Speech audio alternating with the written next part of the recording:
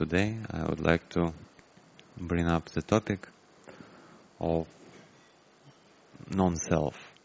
Because Buddha again and again encourages us to first see how all our experience is not me, not mine, not myself, like empty of the self. With the idea to break this illusion, what we have, that I am this. In my opinion, every time when we see in suttas such reflections, there are different kinds of reflections. I feel all of them, it's a practical advice. All of them, it's not just a theory what we just read and just, okay, tick, tick, tick, non-self, okay. It needs to be reflected. It needs to be chew on it. It needs to be really, you need to live like this. Because it's good to have insight. For example, once you have your good meditation and you get some deep insight. But the question is it enough to have only one insight and your job is done? Yeah. So usually we need to live like this. We need to have a habit to look at things on this angle, to have they call it sanya, to have perception of non-self and see non-self everywhere in all experience and ideally always. Then we have a chance to really break through and break this illusion. Otherwise, even sometimes you can get the strong, maybe insight or something like this.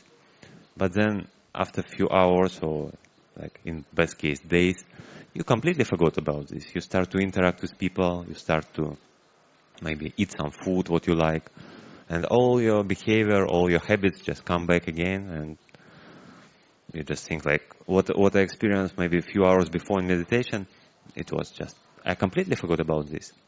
So that's why to look on all these different variety of reflections, how to understand non-self, I think it's very important to try all of the methods what described in suttas. And sooner or later, maybe one of these methods would work for me or for some of us. So today we would go through more kind of classical method, what Buddha again and again in many suttas just bring it up. And it will be again this alagaddūpama sutta, what we discussed maybe last week.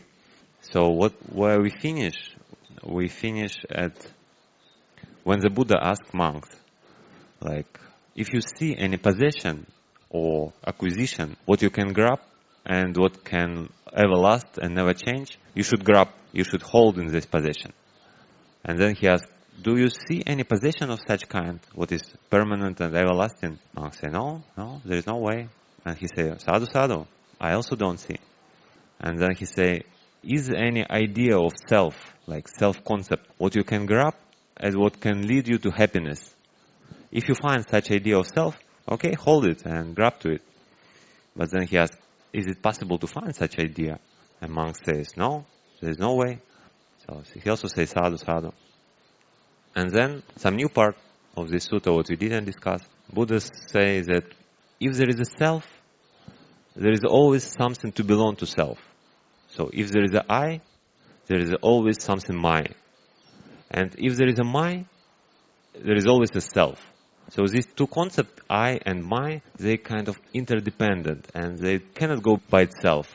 I cannot have I without something my, or I cannot have something my without concept of I. So when you first time read it, you just, it thinks, of course, yeah. If I have I have a my. If I have a my, I have a I. What's new in this, you know? But I think this is very deep idea. We need to really understand it. We need to verify it. We need to see it. Okay, like now I feel that like this is my device. But I have these feelings because I have a sense of self. Or how I may know that I exist, that I have a self. I have an eye, I have a form, yeah. I see the form. I have an ear, I hear the sounds, and like maybe I have a body. So because of I can feel that sense of self. So again, this is just, I think, short instruction, but ideally you can live in this instruction. To develop your samadhi on maybe body, for example, and then try to see how I can grab on the body with the idea of self, and how these two ideas interdependent. And then he goes through classical method. He starts from rupa, form. He asks, rupa is nitya or anicca? Rupa is permanent or impermanent? And the reply is, impermanent, Venerable Sir. So again, like this is, I perceive it as a meditation instruction. So if we start with the body, with the rupa, we settled our mindfulness in the body. So it may be sensation, it may be breath, it may be any other part of the physical experience what I have, and settle in this experience for some time. Develop like mindfulness or samadhi. And then after you really feel all the body, you experience it, try to see, is it permanent or impermanent? This sensation, is it everlasting or it's always changing? And also stay a little bit with this experience of impermanence of the body. So then only if really we go step by step, we contemplate each step slowly, then we may get some insight. Then next sentences he say, if something what is impermanent, is it happiness or suffering? Is it dukkha or sukha? Or it give you full satisfaction, or it cannot give you full satisfaction? And the answer is no, it cannot give full satisfaction, it's dukkha.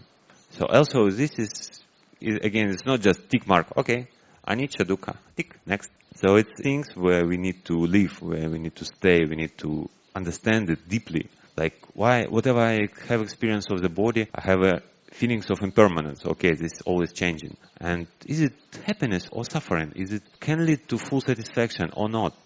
So also kind of one analytical answer may come, but then you try to see practically what is this. And maybe with pleasant sensation, it's more difficult because on the surface level, you may think like, oh, it's a pleasant sensation. It's a sukha, it's a happiness. Why Buddha speaks that it's a dukkha? Maybe some mistake here, you know? So one thing how to see it, we see when the pleasant sensations, they're impermanent. And when they finish, it may feel as a dukkha. It may feel as a pain. With a very good example, I heard that we all had experience of sickness, like body sick. And when the sickness is finished, actually we feel back normal. We come back to neutral feelings, but it feels very good. We feel like, oh, it's the best what I ever felt. Because of the contrast, because before we feel like painful sensation, it was suffering. Now we get rid of the suffering and it feels like amazing feelings. But actually we come from minus to zero. So in the same way, if we experience some pleasant sensation, and if they're gone, even if it's like more neutral, this may feel as unpleasant. This may feel as unsatisfactory. One thing. Another thing on more subtle level, we may, when we really establish our mindfulness on the body and see how it's unstable, then also one good simile, someone told, like, you live in the house, what is always shaky and wobbling. How you can be happy in this house? How you can really be safe and peaceful in this house? What is like, the walls is shaking, the ground is shaking, the ceiling is shaking. It's just impossible. We just don't see our experience like this because of our delusion, moha. But in reality, it's like this. It's always shaking, always changing. So, and deep experience can lead you to this kind of deep understanding of dukkha. Again, understand dukkha, it doesn't mean that I need to suffer. I need to be depressed or everything is dukkha, go to commit suicide, you know. So, it's not what the Buddha is teaching about. It's to just lose kind of desire to grasp it. Because grasping leads you to suffering. When you grasp, when you hold to it, then it's change, then you suffer. When you not grasp, you take it, okay, it's changing. What to do? I cannot do anything. Just observe, just let go. Then deep happiness may arise from this kind of experience. And the last things in this reflection, what is impermanent, what is subject to change, and what is dukkha, what is unsatisfactory. Is it suitable this to regard as a my, as a I, or as a my true self? So this cover everything, all the possibility of where our self or sense of self can be established. So like first is my, before we say that there is a my, there is a I. There is a I, there is a my. It's kind of two interdependence. And on example of body, we may see that, okay, sometimes I grab body as a my. It's my body. It's like, it's not your body, it's my body. Then sometimes I may feel that I am this body. Sometimes it may come that like, okay, I am this body. And the last one is, it's my true self. It's my soul, it's my spirit, it's my, like, atta. With body, maybe not many people take a body as a true self, but with a mental aspect, sometimes we may take, oh, this experience what I have, this is the consciousness, it's truly me. It's really what. But again, Buddha asks us to verify if it's changing, if it cannot give satisfaction, cannot be by definition something what is truly my or myself or my true atta, true soul, true spirit.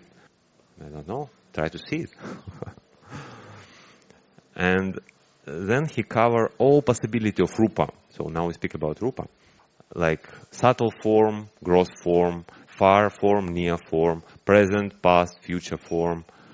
So inferior or superior. Also this cover all possibility that you don't have any loophole that, okay, maybe this body is a gross body, okay. But then after death, I will be reborn as a deva, with a subtle body. Then it's my true self. This is really what I need to grasp. Or, in Hindu they have idea that they have a many kind of body, like physical body, subtle body, then some other bodies. So, okay, this physical body is not myself, but then subtle body is myself. So again, same attitude. If it's a changing, if it cannot bring full satisfaction, is it suitable to regard it as me, as my or myself? Like, try to reflect on it, try to verify, is it true or not? And lastly, when the person sees things like this, on example of rupa, we cover example of rupa, he may develop disenchantment of this body. So nibbida, it's a Pali word, when you lose interest in something. Before you was enchantment, like someone put a spell on you, like, okay, now see this, for example, broken cup, the most beautiful things in the world. And we enchantment, we see broken cup, oh, what's a nice cup, it's so nicely broken, it's so pleasant and so nice. So we all enchant by rupa. It's like rupa put a spell on us. We love rupa, we like our form, other people's form, we love it, we infatuated with this. But then if you see it as impermanent, as not me, not mine, not myself, then you disenchant, you just broken the spell. You don't see it, now you see it as a broken cup.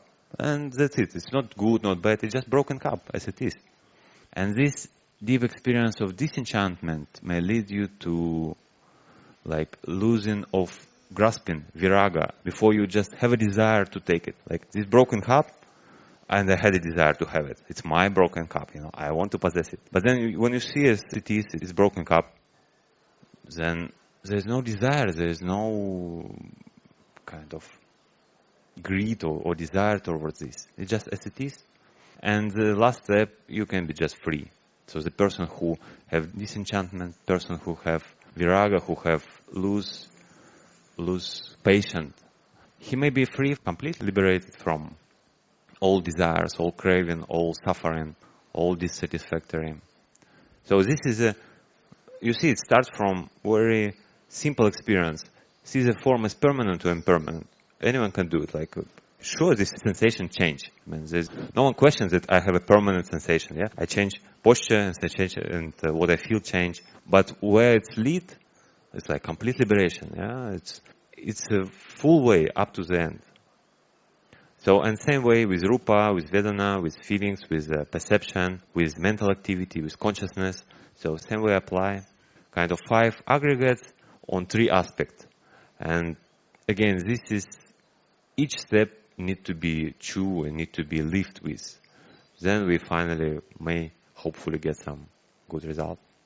So I wish all of us to have this deep experience, to be free from craving, grasping, to be free from all suffering, and be kind of ultimately happy. Sadhu, sadhu, sadhu.